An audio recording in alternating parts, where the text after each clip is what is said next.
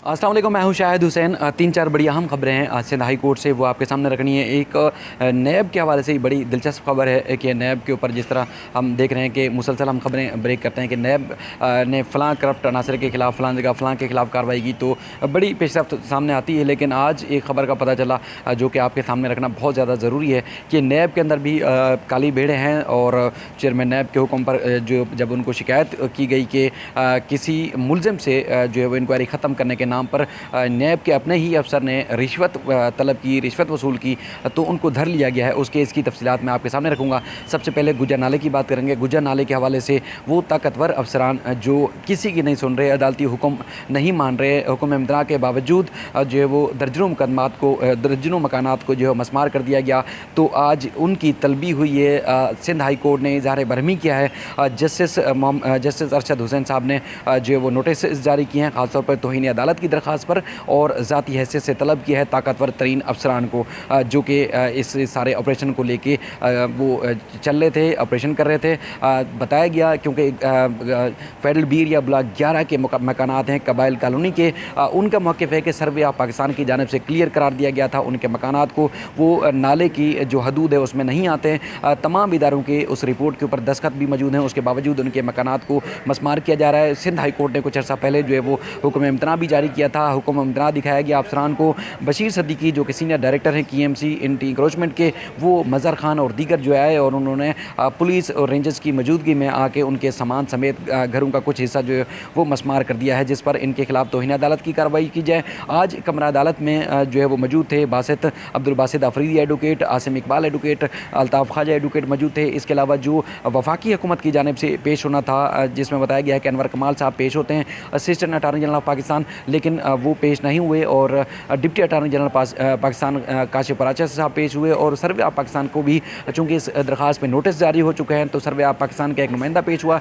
जिसमें उन्होंने जवाब जमा कराने के लिए मोहलत मांगी है। कि उनका कहना था कि उनका जवाब तैयार है, लेकिन अब अप्रूवल के लिए जो है वो हमें मोहलत चाहिए। हमने अप्रूवल के लिए हाई अथॉरिटी को भेज दिया है। उसके बाद फिर जो दीगर अफसरान, जिसमें सेक्रेटरी बल्दियात, उसके अलावा कमिश्नर कराची सेक्रेटरी बल्दियात नजम शाह साहब हैं, नवीद शेख साहब हैं कमिश्नर कराची, इसके अलावा DC सेंट्रल ताहा सलीम साहब हैं, उसके अलावा मज़हर ख़ान और जो दीगर जो शामिल हैं इसमें बशीर सद्दीकी साहब और SHO समेत दीगर जो जिनको नामज़द किया गया था, उनको अदालत ने तलब किया। बारी बारी उनको नाम लेकर उनको पुकारा गया। अदालती अमला आवाज़ लगाता रहा, लेकिन वो ना खुद पेश हुए, ना ही सूबाई हुकूमत की जानिब से कोई पेश हुआ, और ना ही कोई तहरीरी तौर पर अदालत में जवाब जमा कराया गया। आसिम इकबाल ने अदालत को बताया, आसिम इकबाल एडवोकेट साहब ने, कि सिंध हाई कोर्ट का हुक्मनामा दिखाया। तो उसके बाद फिर बशीर सद्दीकी के हवाले से भी बासित अफरीदी साहब ने बताया कि हमने उनको बताया कि अदालती हुक्म इम्तना है, उसके बावजूद हमारे घर जो है वो जिनके ऊपर हुक्म इम्तना है वो ना मसमार किए जाएँ। बशीर सद्दीकी साहब ने कहा कि वो मजबूर हैं, उन्होंने हर सूरत ये मकानात को जो है मसमार करना है। अदालत ने काफ़ी हैरानगी का भी इजहार किया, काफ़ी बरहमी का भी इजहार किया। जस्टिस अरशद हुसैन साहब ने, उन्होंने कहा कि ये तो मुकम्मल हुक्म अदूली है, जब हमने हुक्म जारी किया था तो उसके बाद फिर मकानात क्यों तोड़े गए। अब अदालत ने उनको ज़ाती हैसियत से पेश होने का हुक्म दिया है और असर नो नोटिस से जारी किए हैं तौहीन अदालत के, जिसमें 5 जो रेस्पोंडेंट हैं, 5 जो फ़रीक़ैन हैं, ख़ास तौर पर सेक्रेटरी बल्दियात, कमिश्नर कराची बशीर सद्दीकी और उसके अलावा DC सेंट्रल और मज़हर ख़ान समेत दीगर जो है शामिल हैं, उनको अदालत ने कहा कि वो ख़ुद पेश हों आइंदा समात पर, यानी कि 20 जो है वो सितंबर को दिन 11 बजे के समात के लिए मुकर्रर किया है। और अदालत ने हुक्म इम्तना में दोबारा तोसी की है कि इनके घर जो है जिनके ऊपर लीज से हुक्म इम्तना जारी किया गया था उनको ना तोड़ा जाए। आसिम इकबाल एडवोकेट ने आज एक बार फिर दोहराया कि सुप्रीम कोर्ट ने तजावज़ात के ख़ात्मे का हुक्म दिया था, उन्होंने जो रोड बनाने का हुक्म नहीं दिया। और उसके अलावा जो तजावज़ात के ख़ात्मे के बाद नाले से हट के जो लीज़ आबादी थी उसको जो है मसमार किया जा रहा है। गरीब लोगों की छतें छीनी जा रही हैं, बदतमीज़ी की जाती है, गालियाँ बकी जाती हैं। वीडियोज़ जो हैं वो सबूत के तौर पर हमारे पास मौजूद है मोबाइल में, लेकिन अगर अदालत डिमांड करेगी तो वो भी हम पेश कर देंगे। यानी कि बहुत ज़्यादा उन्होंने अदालत में कहा कि काफ़ी गरीबों के साथ ज़्यादती जो है वो की जा रही है, जिस पर अदालत ने उनकी बात से दफ़ा किया है और आइंदा समात पर वफाकी हुकूमत से, क्योंकि वफाकी हुकूमत के रवैये से भी अदालत ने इजहार नाराज़गी किया है कि जब तलब किया गया था उसके बाद फिर असिस्टेंट अटार्नी जनरल जो है वो खुद पेश क्यों नहीं हुए। अब 20 सितंबर को 11 बजे टाइम फिक्स किया गया और जो बकाया मकान है कबाइल कॉलोनी के FBR ब्लॉक 11 के, उनको मसमार करने से रोक दिया गया है। मज़ीद भी तफसीलात थी इस हवाले से, वहाँ उस लोकेशन पर भी मैं कोशिश करूँगा जिनके ऊपर अदालत ने हुक्म इम्तना जारी किया था, तो वहाँ पर आपको बताऊँ कि किन मकानात के ऊपर हुक्म इम्तना था और कौन से मकानात थे जो सर्वे ऑफ पाकिस्तान से क्लियर थे, उसके बावजूद उनको जो है सामान समेत तोड़ा गया है। कोशिश करूँगा कि मैं वहाँ इस वीडियो के बाद जाऊँ और वहाँ से भी आपको रिपोर्ट करूँ। इसके अलावा जो सिंध हुकूमत ने 25,000 रुपये की जो मुकर्रर की थी तनख्वाह मुख्तलिफ मज़दूरों की, लेबर्स की, उसको मुख्तलिफ सनतों ने जो है वो चैलेंज करना शुरू कर दिया। पहले जो है वो 17,000 रुपये, 17,500 रुपये थी, वो चाहते हैं मुख्तलिफ इंडस्ट्रीज़ के जो लोग हैं, वो सनतकार हैं, वो चाहते हैं कि 19,000 रुपये दे सकते हैं, लेकिन 25,000 रुपये जो इजाफ़ा है तनख्वाहों में, 25,000 रुपये जो कर दी गई है वो गैर कानूनी है, कानून के मुताबिक नहीं की जा सकती। चूँकि आज मज़ीद सनतों ने भी दरख्वास्तें दायर की थी, तो जस्टिस सलाउद्दीन पवन साहब ने कहा कि तमाम दरख्वास्तों को यकजा कर देते हैं, आइंदा समात पर सुनेंगे। इस मौके पर मुख्तलिफ NGO समाजी तंजीमों ने और इसके अलावा जो ट्रेड यूनियंस हैं उन्होंने भी दरख्वास्तें दायर की हैं कि उनका मौक़िफ़ भी सुना जाए, एक तरफ़ा फैसला नहीं होना चाहिए, जिस पर अदालत ने कहा कि अगर अलग अलग दरख्वास्तें सुनेंगे तो मज़ीद पेचीदगियाँ पैदा हो सकती हैं, इसलिए इन दरख्वास्तों को एक साथ जो है वो सुना जाएगा। अब 2 सितंबर इसकी तारीख जो है मुकर्रर की गई है। अच्छा, फिर मज़ीद हम आते हैं लापता अफराद की बाजियाबी से मुतल्लिक। लापता अफराद की बाजियाबी का मामला भी इंतहाई अहम है। एक पुलिस एहलकार जो है वो लापता है, खुर्रम हुसैन नाम है, 6 महीने से, जिसमें उनके वालिद की जानिब से अदालत में बताया गया था। जैसे सलाउद्दीन पवार साहब ने काफ़ी हैरत का इजहार किया कि एक पुलिस एहलकार लापता है और पुलिस जो है उसके लिए कुछ नहीं कर रही। वकील जो दरख्वास्त गुजार थे उनकी जानिब से बताया गया कि उनका बेटा हसनैन बुखारी एडवोकेट 2 साल पहले उनको कुरंगी में कत्ल कर दिया गया था। अब दूसरा बेटा जो है वो लापता है, काफ़ी गम गुस्सा पाया गया है। अब अदालत ने कहा है कि खुर्रम जो हुसैन एडवोकेट हैं, जो पुलिस एहलकार हैं, जो कि बताया गया था कि चौधरी असलम जो कि CTT के इंचार्ज थे उनकी टीम में भी शामिल रहें, तो उनको बाज़ाब कराकर अदालत में पेश किया जाए। 1 महीने की मोहलत दी गई है। इसके अलावा एक और केस था जो कि फ़िरोज़ नामी शहरी है जो कराची से लापता है, उसमें अदालत को बताया गया आज रेंजर्स के प्रोसिक्यूटर की जानिब से, हबीब अहमद की जानिब से, जिसमें कि ये इस मुलज़िम के ऊपर यानी कि फ़िरोज़ जो शहरी लापता है इसके ऊपर कत्ल के मुकदमात भी थे। ये खुद फ़रार हो गया था साउथ अफ्रीका, उसके बाद जब वापस आया तो यहाँ से वो लापता कर दिया गया या लापता हो चुका है। अब बताया गया कि परवेज़ मुशर्रफ के दौर में NRO के तहत इनके खिलाफ जो 2 कत्ल के मुकदमात थे जिसमें उनको बरी कर दिया गया था।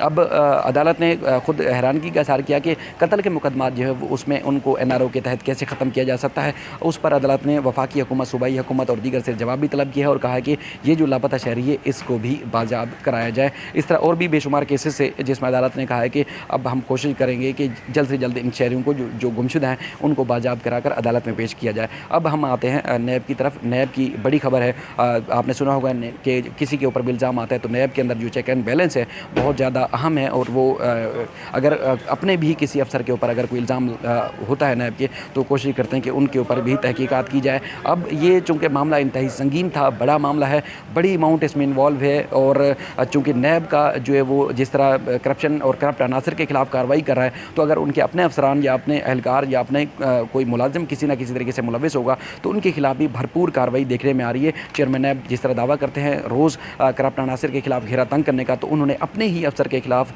जो है वो घेरा तंग किया है, जिसमें बताया गया है कि ज़ैनुल आबिदीन IW2 के अंदर जो है वो कराची में तैनात था, ग्रेड 17 का अफसर है, नीचे से प्रमोट होकर ग्रेड 17 का अफसर बना था। हैदराबाद में डिस्ट्रिक्ट अकाउंट ऑफिस में करप्शन के मामले पे नैब जो है मुख्तलिफ मुलजमान के खिलाफ, सरकारी अफसरान के खिलाफ करप्शन की, बदनवानी की जो है मुख्तलिफ चीज़ों की कार्रवाई कर रहा है, इंक्वायरी कर रहा है। अब इस मुलजिम के ऊपर इल्ज़ाम है जो कि नैब का अपना अफसर है ज़ैनुल आबिदीन के, इसने जिन मुलजमान के खिलाफ नैब तहकीकात कर रहा था उनमें से एक मुलजिम से तकरीबन 1.5 करोड़ रुपये तलब की, कुछ रकम वसूल कर रहा था। उसमें उससे वादा किया था उस मुलजिम से नैब के अफसर ने कि उसके खिलाफ जो है इंक्वायरी ख़त्म करा देगा।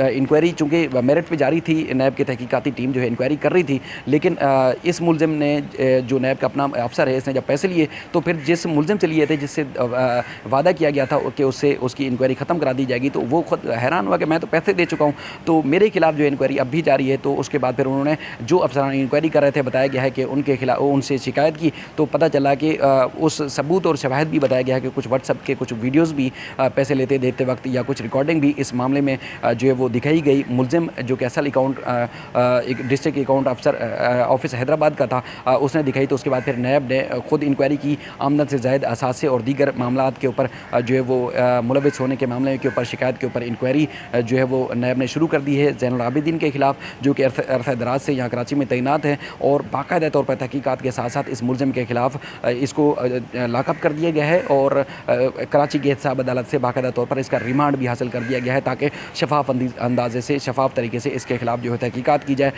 क्योंकि नैब के ऊपर इल्ज़ाम लगना ये बहुत बड़ी बात है, क्योंकि कुछ ज़राए ये भी कहते हैं कि इसके साथ कुछ और भी लोग मुमकिन तौर पर मुलविस हो सकते हैं जिनकी इमा पर जो है किसी न किसी तरीके से इसने रकम वसूल की या रकम जो है रकम के हेर फेर या लेन देन की जो है वो इसने बात की थी या कोशिश की थी, जिसके बाद वो धर लिया गया है। अगर ये तहकीकात का दायरा कार वसी होता है तो मुमकिन तौर पर अगर कोई और भी अफसर या नैब का मुलाजिम या कोई तहकीकाती अफसर अगर कोई मुलविस होता है तो उसके खिलाफ भी कार्रवाई का इम्कान ज़ाहिर किया जा रहा है। लेकिन ये ज़राए ने दावा किया है कि इस मुलजिम के खिलाफ नैब के पास अब सबूत और शवाहिद इतने आ चुके हैं कि अब ये बंद हो चुका है। अब इसके खिलाफ जो मज़ीद तहकीकात का दायरा इख्तियार इतना वसी हो चुका है कि इसके असासे और दीगर जो इसके मामला हैं उसकी छानबीन भी की जा रही है और बाकायदा तौर पर नैब इस मामले में एहतसाब अदालत से रिमांड लेके जो है तहकीकात कर रहा है। और इस मामले में काफ़ी जो है खलबली भी मच चुकी है, क्योंकि ये मामला बहुत ज़्यादा संगीन है। नैब जिस तरह दावा कर रहा है तहकीकात का, तो उस मामले में जो है वो ये इस तहकीकात से पता चलेगा कि काफ़ी किस हद तक नैब जो है अपने इदारे और अपने अफसर के खिलाफ शफाफ अंदाज से तहकीकात करता है। क्योंकि अगर ये जुर्म साबित ना हुआ तो ज़ाहिर है इसको छोड़ा भी जा सकता है। अगर जुर्म साबित होगा तो इसके खिलाफ रेफरेंस दायर किया जाएगा, जिस तरह दीगर मुलजमान के खिलाफ रवैया अपनाया जाता है। उम्मीद है कि उसी तरह किया जाएगा, क्योंकि कराची नैब के बारे में बिल्कुल हम 100% कहते हैं, हमें यकीन है कि उन्होंने जिस तरह कार्रवाइयाँ की हैं करप्शन के खिलाफ, बदनुमान अनासर के खिलाफ, मुल्क में ऐसी कोई मिसाल नहीं मिलती। सबसे ज़्यादा पैसा सिंध से रिकवर कराया है और सबसे ज़्यादा इंक्वायरियाँ, रेफरेंसेस, शिकायतें और जो माफियाज़ के हाथों लुट चुके थे अफराद, जो आम लोग भी, उनको भी इंसाफ दिलाने की नैब ने भरपूर कोशिश की है और अब भी जो है काम जारी है। उम्मीद करते हैं कि कराची नैब इसी तरह शफाफ और साफ अंदाज से तहकीकात का सिलसिला जारी रखेगा। इस सिलसिले में मज़ीद भी जो अपडेट होती रहेगी, जो पेशरफ्त होगी, आपको ज़रूर आगाह करेंगे। ये बहुत बड़ी और अहम खबर थी, यानी कि अब तक की एक्सक्लूसिव खबर जो है नैब के बारे में देख रहे हैं। ये चूँकि पहले भी इसका रिमांड हो चुका है, गुज़िश्ता रोज़ इसका दोबारा जो है वो ज़ैनुल आबिदीन का रिमांड हासिल किया गया है। इसकी पूरी तहकीकात के बाद ये खबर मैंने आप तक पहुँचाई। उम्मीद करते हैं कि मामला बेहतर होंगे इंशाल्लाह। करप्शन और करप्ट प्रैक्टिसेस में मुलविस जो मुलजमान हैं उनके खिलाफ भरपूर कार्रवाई होगी। इंशाल्लाह पाकिस्तान ज़रूर आगे बढ़ेगा, तरक्की करेगा और करप्शन का ज़रूर खात्मा होगा। अल्लाह हाफ़िज़।